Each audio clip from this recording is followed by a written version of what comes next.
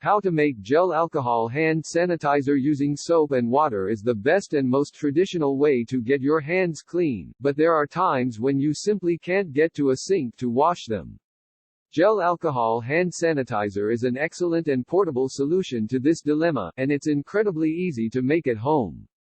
Not only is making gel alcohol hand sanitizer at home an excellent project for both children and adults, but you'll also save money and end up with a great product that keeps you and your family safe from germs.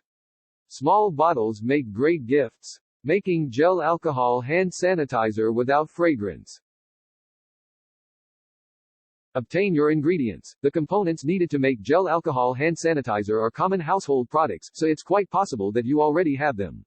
If you don't, you can obtain them easily at any drug or grocery store. You will need rubbing isopropyl alcohol that is at minimum 91% pure and plain aloe vera gel.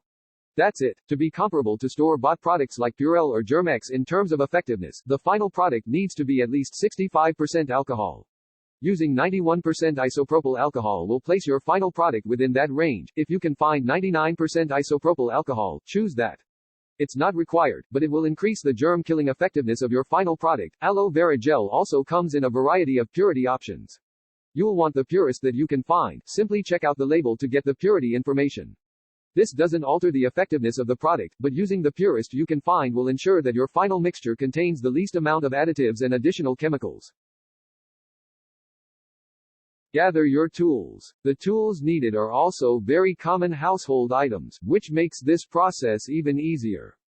You'll need a clean bowl, a spatula or spoon, a funnel and a recycled liquid soap or hand sanitizer bottle. If you don't have an empty bottle on hand to upcycle, you can use any kind of container you want, as long as it has a lid. Combine the ingredients. Measure out 2/3 cup of isopropyl alcohol and 1/3 cup of plain aloe vera gel and dump both of them together into the bowl. Use your spatula or spoon to stir vigorously until the ingredients are fully mixed together. If you'd prefer not to mix by hand in a bowl, you can use your food processor instead. Bottle your product. Use the funnel to pour the mixture directly from the bowl into the bottle you've chosen to use.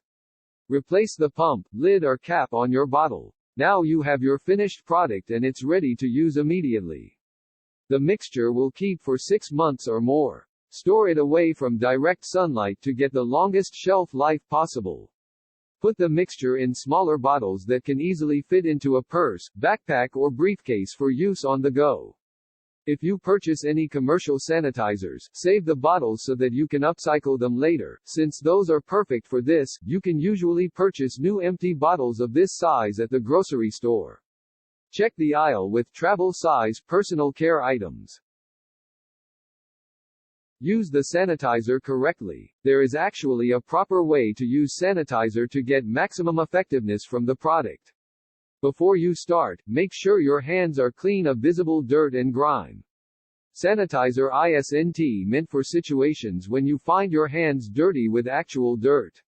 Using about a palm-sized amount of the sanitizer, rub your hands briskly together for 20 to 30 seconds, taking care to get underneath your fingernails, between your fingers, the back of your hands and your wrists. Allow the sanitizer to dry completely, without wiping your hands off or rinsing them with water. Once the sanitizer dries completely, the process is complete.